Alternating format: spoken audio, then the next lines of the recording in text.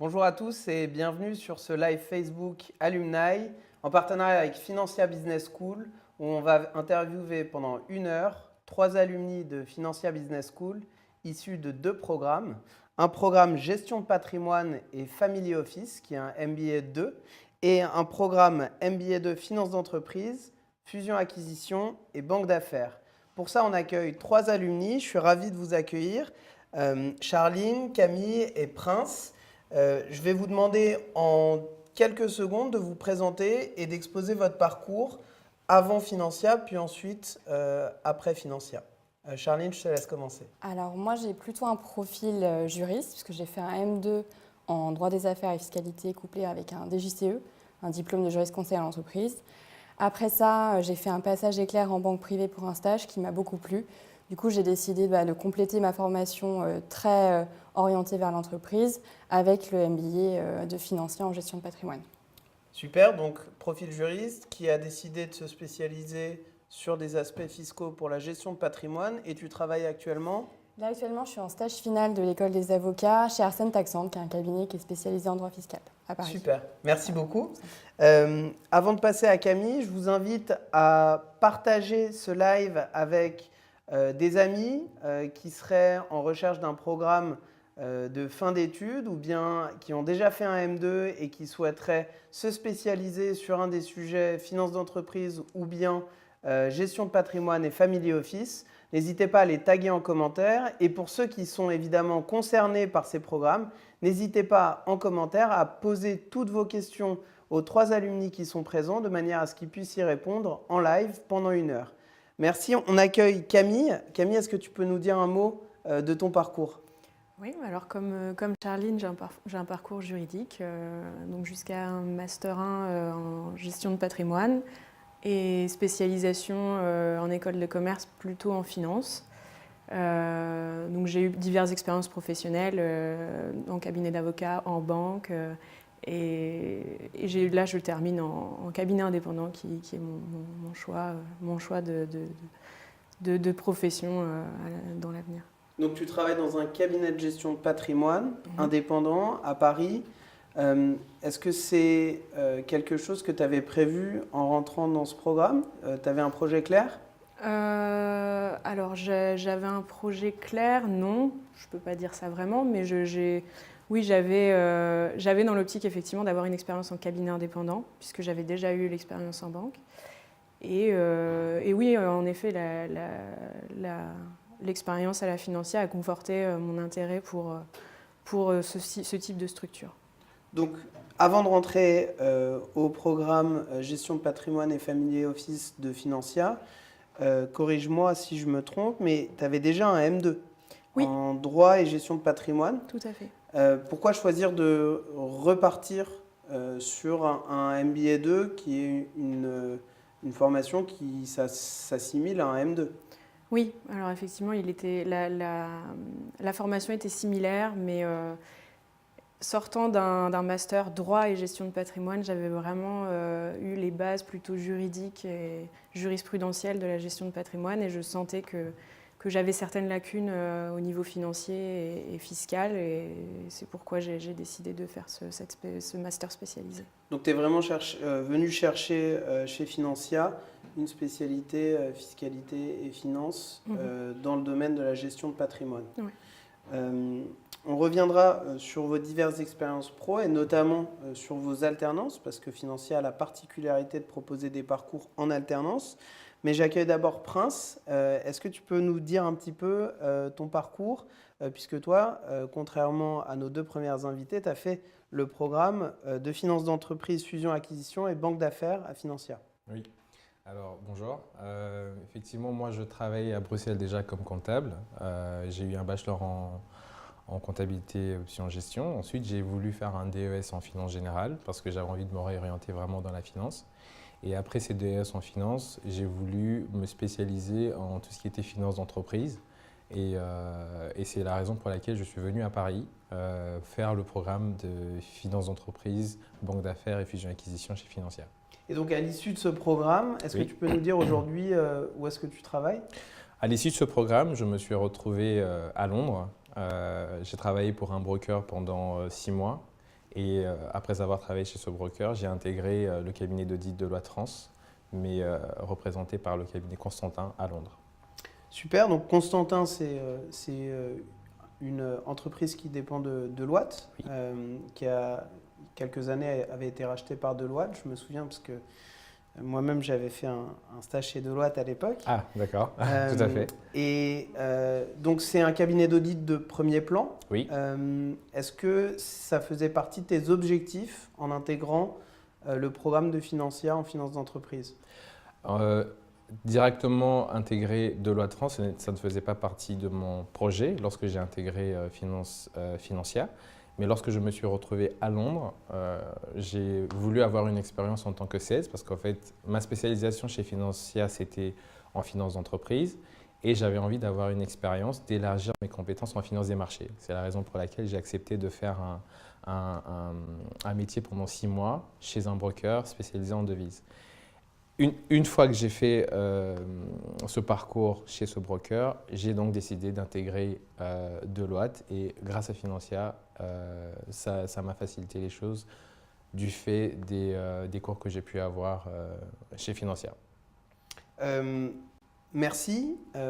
Vous avez tous la particularité d'avoir choisi un programme en alternance, ce qui est assez rare dans des programmes spécialisés en finance ou en gestion de patrimoine.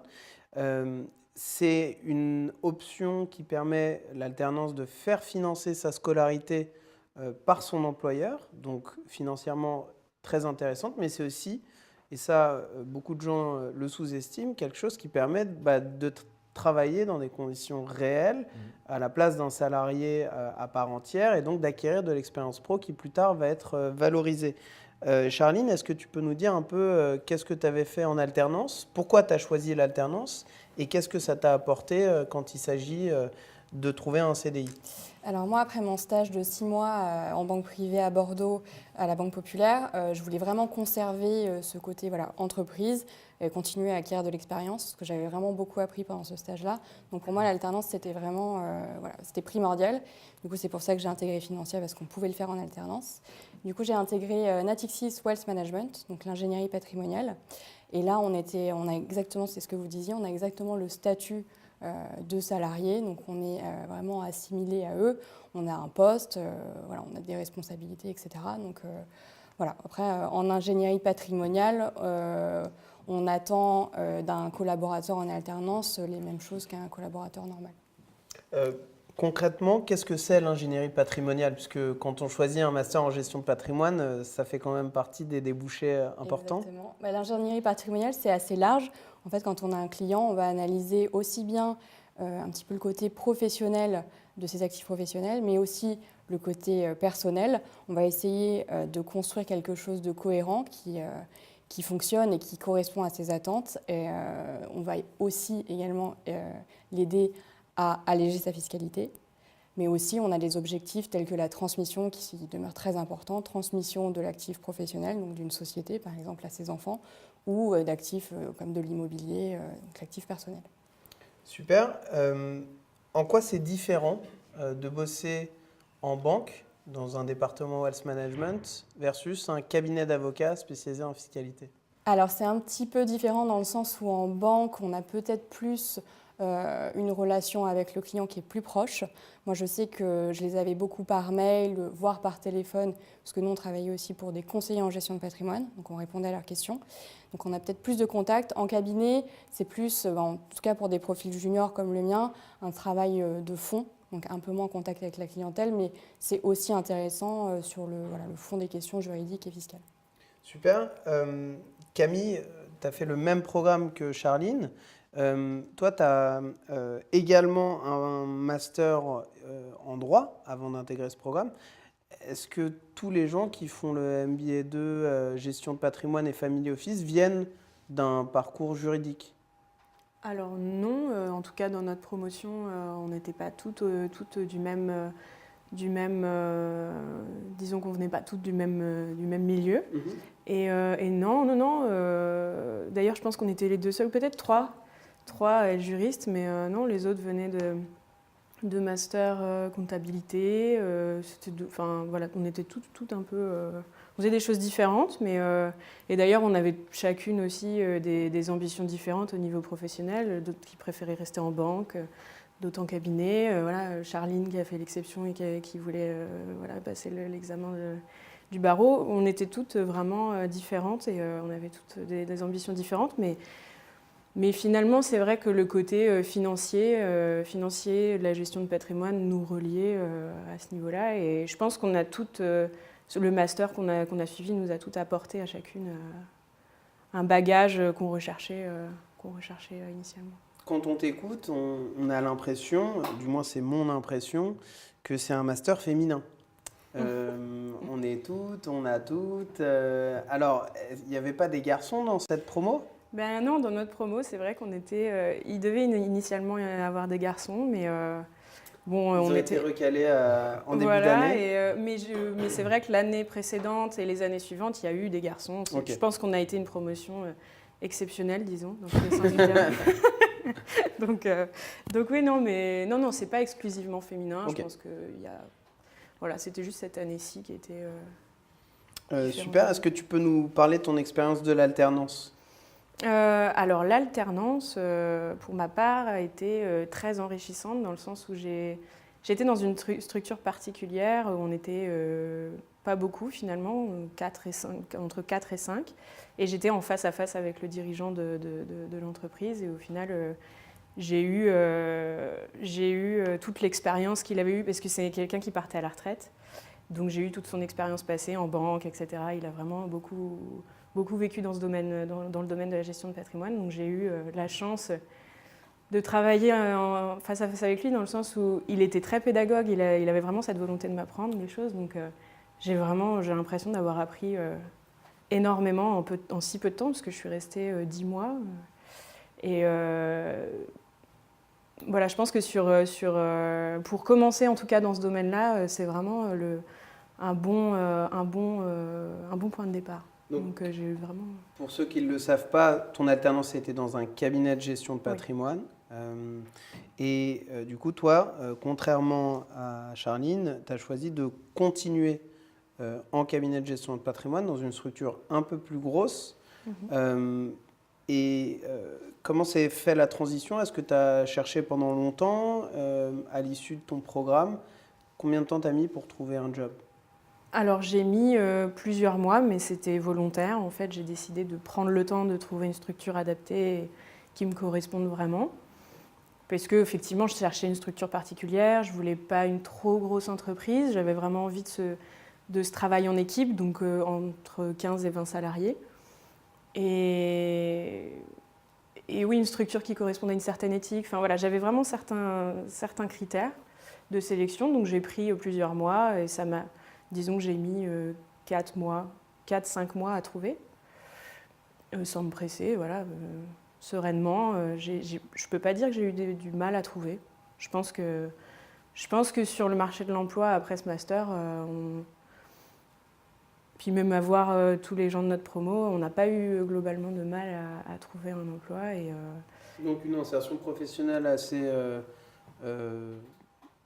facile, voilà. À en tout cas, à Paris, dans la région Île-de-France. Voilà. Parce que certains vont chercher plutôt des postes en région, c'est ça ?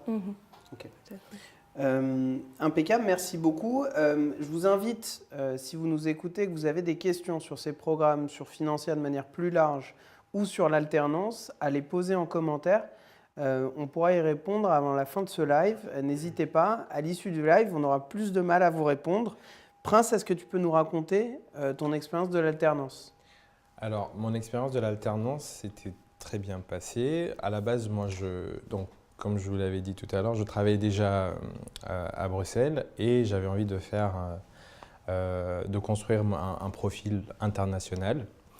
Et je voulais aussi en même temps travailler et faire mon MBA. Et c'est comme ça que je suis venu à Paris. Donc, je travaillais pour une compagnie d'assurance qui s'appelle Allianz. Et parallèlement, je faisais mon MBA à Financia. Super, tu faisais quoi chez Alors, Allianz? chez Allianz, j'étais contrôleur permanent. Donc, on s'occupait de tout ce qui était, dans un premier temps, tout ce qui était cartographie des risques. Et ensuite, ce qu'on faisait, c'est qu'on partait voir différents responsables opérationnels et remonter, on va dire, en fonction de leur KPI, les contrôles, on va dire, qui étaient bloquants ou alors inefficaces pour essayer d'adapter avec une nouvelle stratégie et de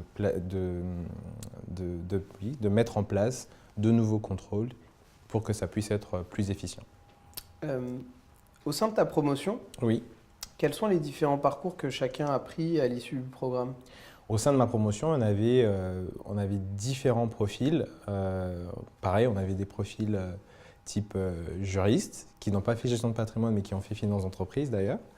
Il y avait déjà, je crois, profil plutôt IT aussi, qui, là je pense notamment à Gary Rampeau, qui travaille aussi chez Natixis d'ailleurs, ça me fait penser à lui. Il y avait vraiment, à Financia, il y avait vraiment différents profils dans la promo, mais pour un objectif commun, en fait. Et à l'issue du coup du programme, où sont partis ces gens? À l'issue du programme, il y en a qui travaillent en banque, d'autres qui travaillent dans des cabinets de type Mazars, etc. Et d'autres qui travaillent dans des sociétés dont je ne connais pas forcément les noms, mais ils n'ont pas eu de difficulté à trouver un emploi soit à l'issue de leur stage, soit pour la continuation de leur alternance. Ils n'ont pas eu de difficulté à trouver un emploi en tout cas. Et en ce qui te concerne, comment tu évaluerais ton insertion sur le marché de l'emploi à l'issue du programme? À l'issue du programme, je n'ai vraiment pas eu de difficulté à trouver un emploi. D'ailleurs, pendant que j'étais en alternance à Allianz, j'avais déjà signé mon contrat pour commencer un emploi à la fin de mon alternance. Et j'ai vraiment pas eu de difficulté à trouver un emploi. Super, merci beaucoup. Il y a une question de Vanessa qui demande pour la rentrée 2019-2020, jusqu'à quand peut-on postuler pour intégrer l'école? Ce qui, soit vous avez la réponse précise, soit nous amène à un sujet un peu plus préoccupant pour les candidats, qui est le processus de candidature et d'admission. Charline? Ouais, moi je peux en parler parce qu'en plus je suis rentrée assez tard dans le processus parce que la rentrée est en septembre, fin septembre pour le MBA gestion de patrimoine en tout cas. Moi je suis passée en entretien et j'ai fait les dossiers de candidature au mois de juin, à la mi-juin. Donc après ça s'est accéléré, c'est allé assez vite. Je suis montée à Paris faire l'entretien et voilà, ça s'est fait comme ça. Et sur le processus, au final, voilà, on envoie le dossier papier qui est téléchargeable sur le site. Une fois qu'il est reçu et étudié, la personne vous rappelle pour fixer un entretien. On est convoqué, il y a un test d'anglais, il me semble, et un test sur nos connaissances vraiment très générales, que ce soit pour nous en tout cas en finance et gestion de patrimoine, les deux un peu entremêlés. Donc après, ça peut y avoir les petites questions de fiscalité, les petits seuils de l'impôt sur la fortune, etc. Mais rien d'impossible en soi. Et après, on passe en entretien avec une personne de l'école, soit un professeur, soit le directeur. Et là, c'est vraiment un échange sur ce que nous, on veut faire, ce qu'on a fait avant, etc. Voilà. Prince, c'était semblable? Le processus était semblable, donc c'était une application, comme Charline vient de le dire, une application en ligne. Ensuite, vous êtes rappelé pour venir passer un test d'anglais et un test de finance, on va dire, de façon en connaissance générale. Et à l'issue de ça, il y avait effectivement l'entretien avec un intervenant de Financia qui évaluait au fait, votre projet en fonction de ce que vous aviez à lui dire, de votre parcours et des raisons pour lesquelles vous souhaitiez intégrer Financia. Et à l'issue de ça, à ce moment-là, vous avez, je crois, quelques jours ou quelques semaines après, une réponse favorable ou défavorable. Puisqu'on parle de réponse, j'en profite. Prince, tu étais en Belgique. Oui. Qu'est-ce qui t'a fait venir et choisir Financia particulièrement contre un autre programme qui aurait pu être soit en Belgique, soit en France, soit même à Londres, puisque c'est là que tu vis actuellement? Oui. Pourquoi j'ai choisi Financia? C'est parce que Financia proposait justement ce programme en MBA 2 en alternance. c'est quelque chose qui n'existe pas en Belgique et c'est la raison pour laquelle je suis venu parce que ça cadrait vraiment avec ce que je voulais. Je ne voulais pas perdre le pied à quitter l'environnement professionnel pour faire des études. Je voulais lier mes études, un MBA en finance d'entreprise et garder le pied au niveau professionnel. Et donc c'est ce mariage des deux qui m'a attiré chez Financia et c'est la raison pour laquelle je suis venu à Paris. Camille, qu'est-ce qui, toi, t'a poussé à rejoindre Financia? Est-ce que tu as envisagé d'autres possibilités? Oui, j'avais envisagé d'autres possibilités, d'autres masters, puisque effectivement il y en a plusieurs sur Paris. Mais c'est vrai que le critère alternance a été plutôt déterminant. Et j'avais aussi, j'avoue que le fait que ce soit un nouveau master, une école récente, je me suis dit pourquoi pas pousser un peu le développement de cette nouvelle école. J'avais vraiment envie de participer à un œil nouveau dans le domaine de la gestion de patrimoine sur Paris. Et c'est vrai que je ne regrette pas du tout. Enfin, voilà, ça a été une belle expérience. Il y a une belle équipe autour de cette école qui permet qu'elle fonctionne bien. Donc je regrette rien du tout. Charline, toi, tu avais en tête de passer le barreau. Alors oui. Et alors, du coup, comment tu t'es dit, je vais aussi faire une école et puis de l'alternance et puis le barreau? Alors en fait, en réalité, moi j'ai passé une première fois le barreau, que je n'ai pas eu. Du coup, j'ai fait un stage de 6 mois en entreprise, en banque privée, en ingénierie patrimoniale. C'est là où ça m'a plu. Du coup, je voulais compléter un petit peu ma formation parce qu'il me manquait des choses en finance et aussi au niveau de toutes les règles un petit peu du droit civil, régime mat, succession, etc. Et je voulais m'assurer aussi d'avoir une autre porte de sortie que l'avocature. Donc en fait, j'ai passé le barreau en même temps que Financia. Donc les écrits sont début septembre, donc les cours n'avaient pas encore commencé. Mais les oraux, notamment de l'examen d'avocat, sont en novembre. Du coup, j'ai passé les deux en même temps et finalement, j'ai eu les deux en même temps. Donc j'ai pu tout rassembler. Super, merci beaucoup. On attend vos questions sur les commentaires Facebook. N'hésitez pas à les poser. Il y a James Woodside qui demande est-ce qu'il y a des gens qui ont, dans vos programmes respectifs aujourd'hui, travaillent à l'étranger? Alors, Prince, évidemment, tu travailles à Londres, donc c'est pas juste. Mais est-ce qu'il y a d'autres personnes qui aujourd'hui travaillent à l'étranger? De ma promo, non. Mais je sais que de la promo précédente, il y en a un qui travaille au Luxembourg. Et je pense également, il y a aussi une fille qui était je pense, sauf erreur, en gestion de pattes, qui travaille à Singapour, je pense. Mais de ma promo, non. Je connais personne qui travaille à l'étranger, enfin, hors de la France, on va dire. Oui, c'est vrai que pour parce que moi, je suis déjà à l'étranger, en fait. Même quand je suis en France, je suis déjà à l'étranger. Mais de ma promo, non. Camille, est-ce que dans votre promo, il y a des gens qui pratiquent à l'étranger? Alors après, la gestion de patrimoine, c'est quand même très national. Ouais, non, à ma connaissance. Et puis, la problématique des impôts est quand même très française. C'est vrai. Non, à ma connaissance, non. Je ne crois pas qu'on ait dans notre promotion des gens qui soient allés travailler. Qui exercent actuellement à l'étranger. Okay. Après, nous, en gestion de patrimoine, on a une clientèle qui peut être étrangère. Donc, ça peut nous permettre de travailler en anglais, etc. Typiquement, quand on travaille en banque privée, on a souvent des clients étrangers. Donc, ça peut permettre de travailler un peu en anglais. Ok. Après, si je peux répondre sur la question de... C'est James, c'est ça? Ouais.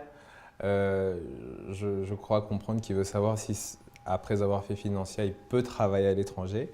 Si c'est ça sa question, je pense que oui, tout à fait. Il peut travailler à l'étranger.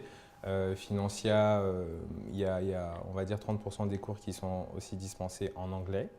Et donc, il n'aura aucune difficulté à travailler à l'étranger après Financia, si c'est ça sa question. Ok, super. Donc James, j'espère qu'on a répondu à ta question. Arnaud, toujours un peu angoissé, hein, ça c'est vraiment récurrent. Quel est le niveau d'anglais exigé pour entrer à Financia? Alors moi je propose que le plus nul en anglais puisse répondre à cette question. Ou la plus nulle du coup. Je pense que c'est moi. Non, alors le niveau d'anglais exigé, je pense qu'il faut un minimum, mais c'est pas. Disons que ça s'apprend. En fait, je pense que ça s'apprend sur le terrain. On est encore jeune, voilà. Il n'y a pas. Après, c'est bien d'avoir des bases pour être à l'aise, mais il n'y a pas. C'est pas strict. Je ne pense pas que ça a été. Je vais reformuler la question du coup, parce que j'imagine que c'est suite à l'évocation du test d'anglais que cette question. Oui. Comment on prépare ce test d'anglais? Alors, comment on prépare? C'est vrai que moi, je ne l'ai pas particulièrement préparé. Ça s'est ressenti dans tes résultats? Non, pas tant finalement, mais j'étais d'ailleurs particulièrement étonnée. Non, mais je pense qu'il faut pas non plus trop se stresser pour ça. C'est pas déterminant, mais peut-être regarder un peu plus de séries en anglais avant le test. Pourquoi pas? Mais il n'y a pas de. Voilà, il y a Game of Thrones qui sort En plus, demain, voilà, ça tombe donc bien. c'est une bonne. Alors, est-ce qu'on peut parler un peu du contenu pédagogique, parce que c'est quand même le sujet d'un programme diplômant. Quels cours vous ont le plus marqué et pourquoi? Charline? Alors, moi, j'avoue que tous les cours qui ont été relatifs à la transmission d'entreprise ont été vraiment super parce qu'on avait des intervenants de qualité qui sont soit ingénieurs patrimoniaux, soit voilà, travaillant en banque privée. Et ils nous ont vraiment apporté le côté très pratique. Et disons que voilà, quand on transmet une entreprise, il y a plein de critères qui rentrent en compte. Il peut y avoir la valorisation de l'entreprise et on avait, par exemple, sur ce point-là, d'autres cours de valorisation qui nous aidaient, voilà, qui nous apportaient des petites pierres. Et dans le processus de transmission, voilà, tout s'imbriquait. Et c'est pour ça que ces cours-là étaient vraiment très intéressants. Et moi, c'est ce que j'ai préféré sur le contenu. Merci. D'autres cours qui vous ont marqué? Oui, je veux aussi rebondir sur la valorisation d'entreprise qui permet vraiment de faire une bonne analyse financière. Et justement, quand on est amené à travailler soit dans des cabinets d'audit, par exemple, le fait d'auditer différents secteurs, on a justement, grâce à ce qu'on apprend, on a justement cette facilité à mieux comprendre directement les différents secteurs grâce aux skills. Par contre, il y avait aussi les masterclass qui sont organisés, de mémoire, je crois que c'est un jeudi par mois de mémoire. Mais donc les masterclass, c'est des intervenants qui viennent par rapport à un sujet d'actualité en lien avec la finance et qui expose pendant 1h30 voire 2 heures un sujet d'actualité et qui permet justement la transmission de connaissances, des points de vue et ça faisait aussi partie on va dire des cours, c'est pas vraiment des cours mais qui étaient intéressants. Ça enrichit l'expérience pédagogique, quoi. Exactement. Et ça rapporte d'autres points de vue dans la classe. Ouais. Est-ce que tu peux nous en dire un peu plus sur les profs parce que je sais que Financia met beaucoup l'accent sur le corps professoral. Alors une des raisons aussi qui m'a fait aussi choisir Financia, c'est la qualité des intervenants. Je pense notamment à M. Rimbourg, par exemple, ou M. De Boissieu. Je me rappelle quand je suis parti à Londres et que je commençais, avant d'y aller, à postuler et que je disais que j'avais fait Financia, qu'on avait tel type d'intervenant, de type M. De Boissieu, eh bien, il y avait des gens qui me disaient « Ah tiens, M. De Boissieu, je le connais », etc. Donc, même en dehors de la France, il est connu. Enfin, en tout cas, ces intervenants sont connus et c'est des intervenants de qualité, en tout cas. Camille? Oui, si je peux me permettre de rebondir, effectivement, j'allais justement axer sur l'élément en fait, professionnel des intervenants que j'ai trouvé particulièrement riche finalement parce que on a eu des intervenants de tout domaine, autant des académiciens que des professionnels, donc des économistes ou des gens qui font une activité complètement différente de la gestion de patrimoine, mais qui ont travaillé dans ce domaine-là dans leur vie et qui avaient cette volonté de partager leur expérience et leurs connaissances.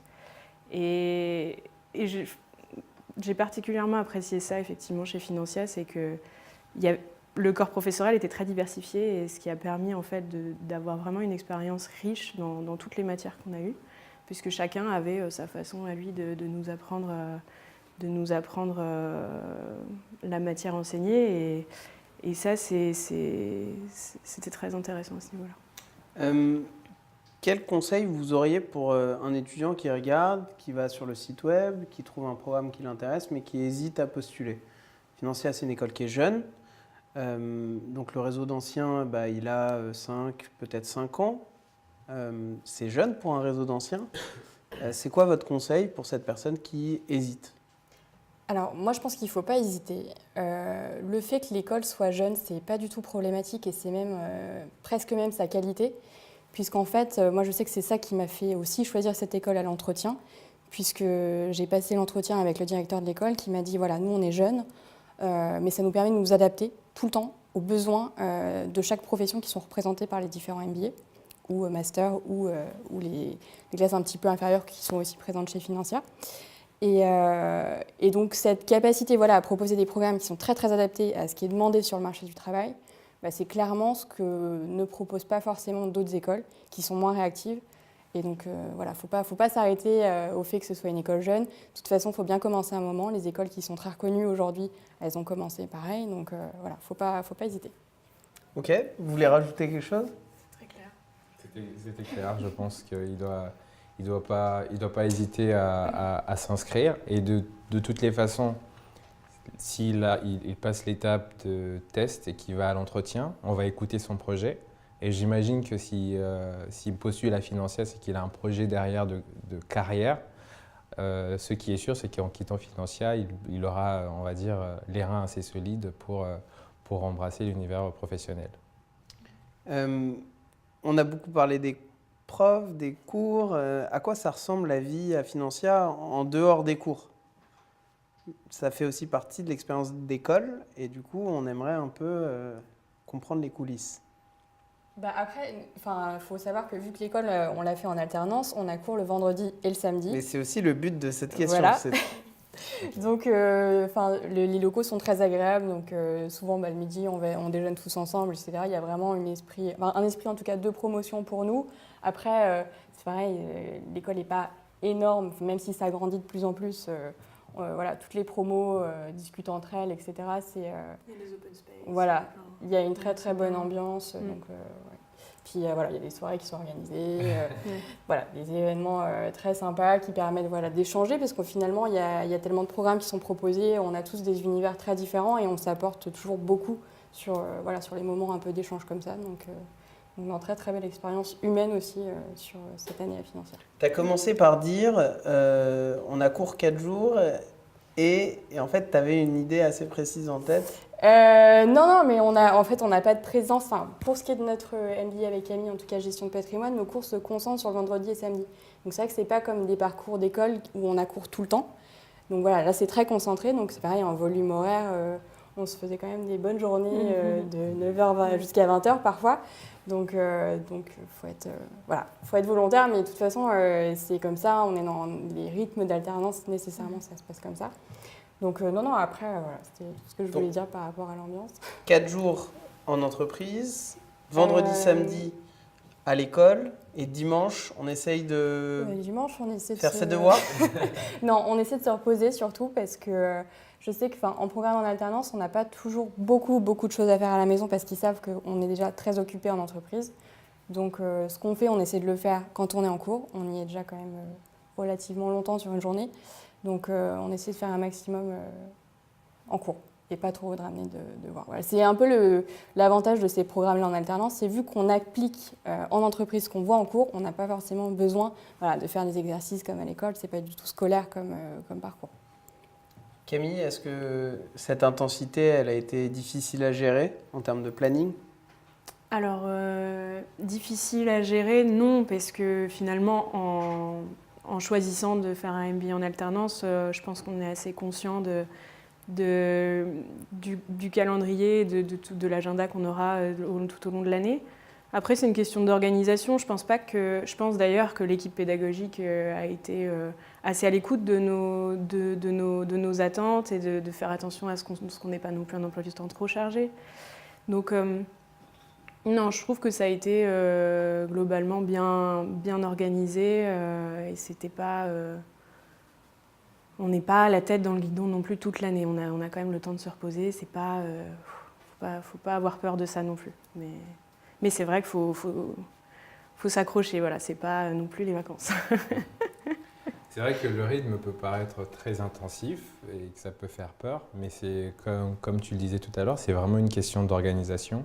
Et de toutes les façons, le corps professoral est au courant que les étudiants, pendant la semaine, ils sont en entreprise, vendredi, samedi, ils sont en cours, et donc ils essayent d'organiser leur matière de sorte que ce que nous, en tant qu'étudiants, devions faire, qu'on puisse les faire au maximum pendant les heures où nous sommes à l'école. Et de toutes les façons, s'il y avait des choses entre guillemets comme devoirs à faire le dimanche, de toute façon c'était prévu bien à l'avance et ça permettait d'intégrer dans l'organisation de tout un chacun les délivrables à rendre au prochain ou au prochain cours. Donc c'est intense, certes, mais c'est réalisable.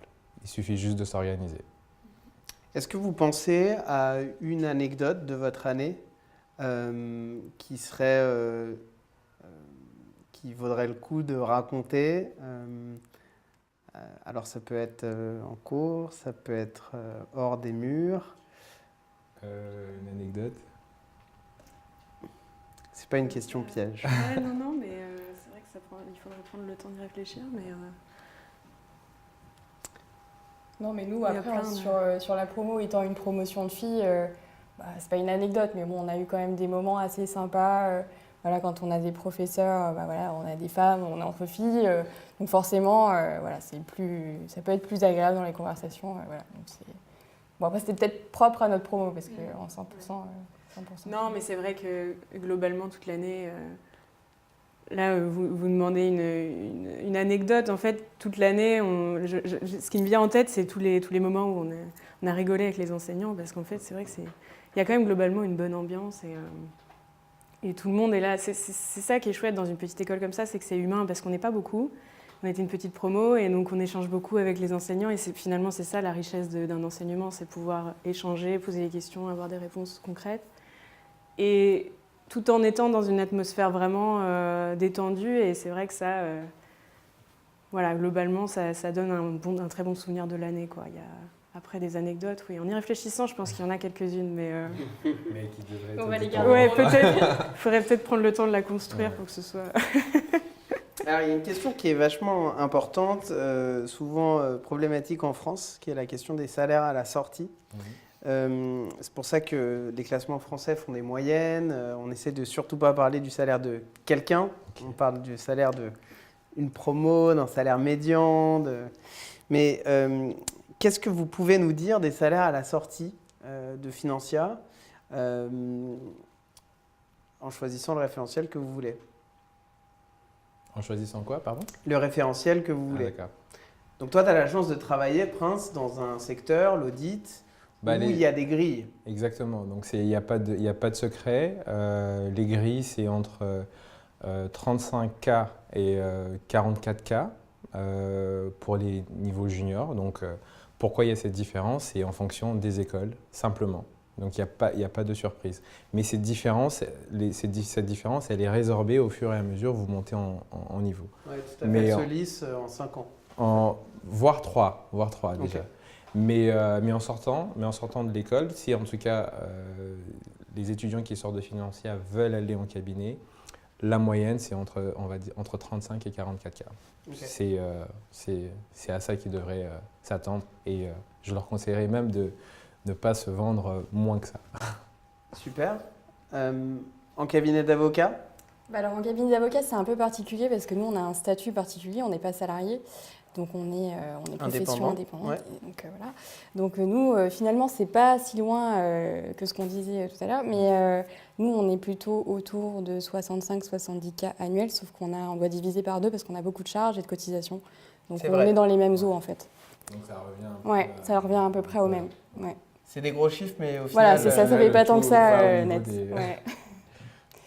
Et en cabinet de gestion de patrimoine, on gagne combien C'est à peu près pareil en fait, c'est à partir de 34K. Alors après, en gestion de patrimoine, il y a un système de rémunération différent dans le sens où il y a un fixe il peut y avoir un fixe et un variable. C'est très souvent le cas en fait. Et donc en fonction effectivement du chiffre d'affaires apporté à l'entreprise, voilà, on peut gagner beaucoup plus que ça ou beaucoup moins. Voilà, ça dépend de la motivation et de l'efficacité au travail. Mais on gagne bien en sortant de ce master. Il n'y a pas de sujet à ce niveau-là.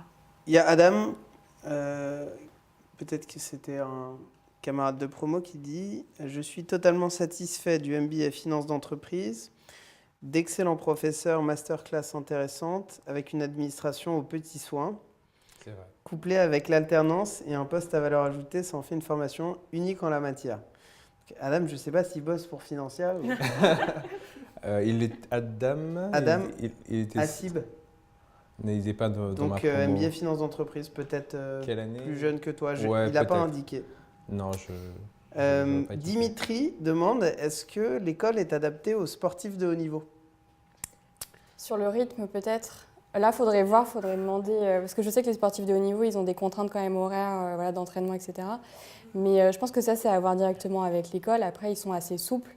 Après, je pense que ça se prêtera peut-être plus à des programmes qui ne sont pas forcément en alternance, parce que sinon, ça risque de faire beaucoup de... Oui, parce que les sportifs de haut Oui. niveau ont des Ouais. matchs le week-end, et si les cours sont le week-end, Voilà. ça peut être problématique. Après, Après, je pense que il y a moyen de s'adapter. Peut-être que si l'école peut proposer des cours peut-être de jeudi au samedi, je pense qu'après, c'est une discussion à avoir avec... Mais c'est une bonne question, c'est vrai que peut-être que ça va leur Il y permettre de a travailler. Alfonso qui a répondu direct. Nous avons un parcours adapté pour les sportifs. D'accord. Voilà. Bon, bah, Donc visiblement, c'est adapté pour les sportifs de haut niveau. Parfait.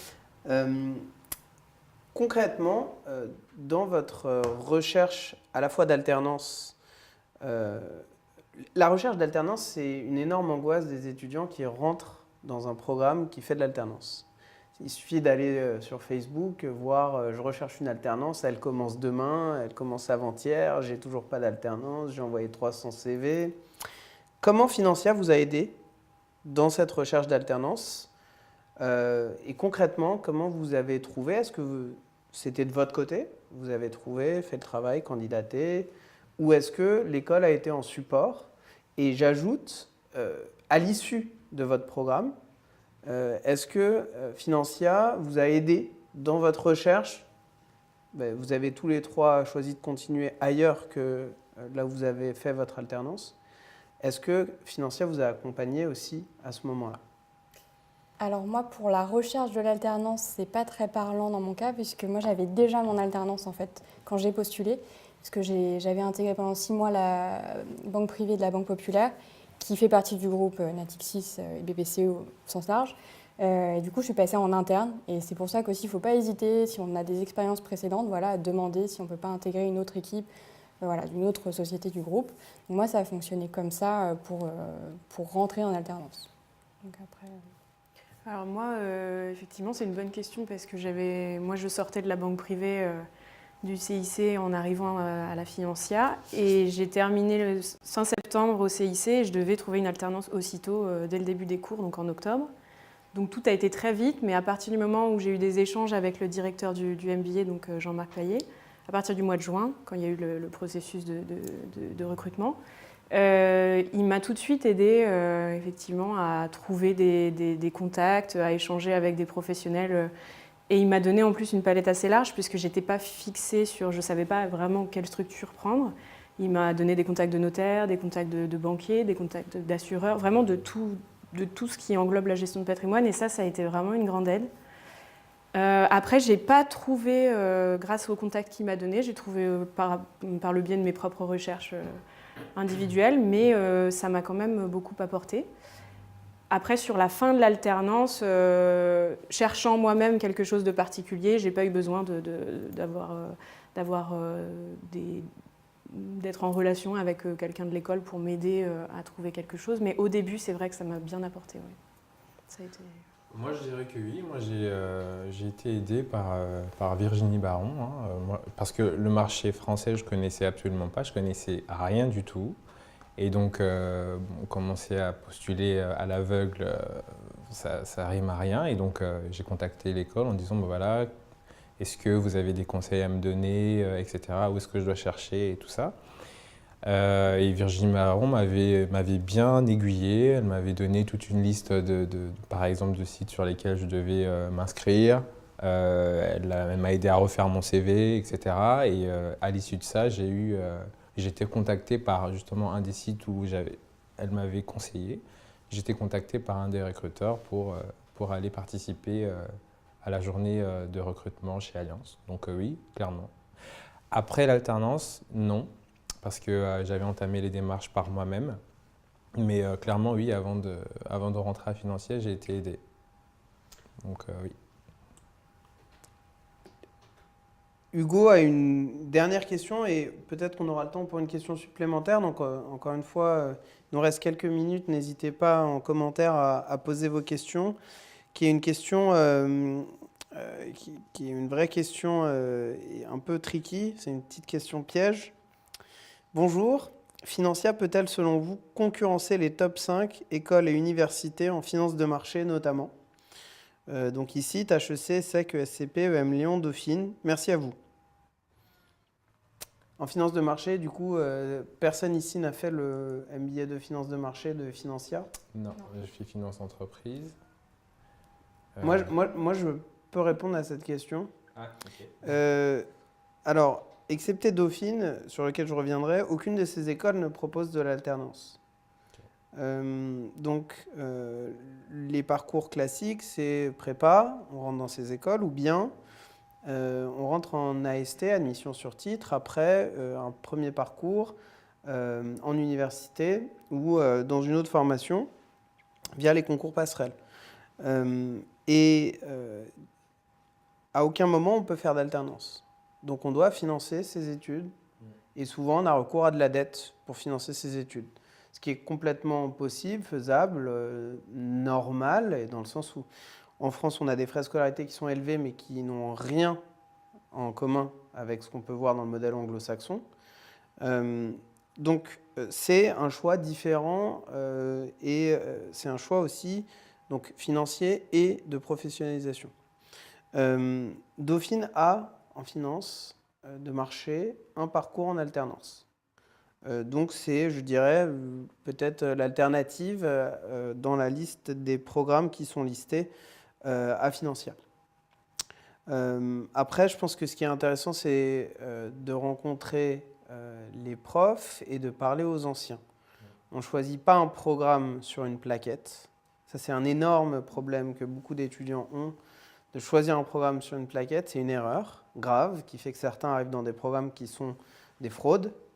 On choisit un programme en contactant les anciens de ce programme, en se renseignant, en allant voir l'école, en rencontrant les professeurs, en rencontrant les directeurs, de manière à voir que y a un vrai suivi, il y a des vrais anciens qui ont des vrais jobs et pas seulement des plaquettes qui sont très jolies par ailleurs, puisque souvent on compense le manque de résultats par le marketing. Est-ce que vous voulez rajouter un dernier mot à l'issue de ce live? Moi, je dirais juste qu'il ne faut pas hésiter. N'hésitez pas donc à contacter les anciens. C'est vrai que même si l'école est jeune, on commence à avoir beaucoup de promotions. Nous, on en est à 5 maintenant. Je pense que vous êtes à un peu plus, parce que la gestion de patrimoine, ça s'est développé un peu après. Ouais, donc voilà, il ne faut pas hésiter à poser des questions et à se renseigner. Nous, on est très contents de notre expérience. Donc, voilà.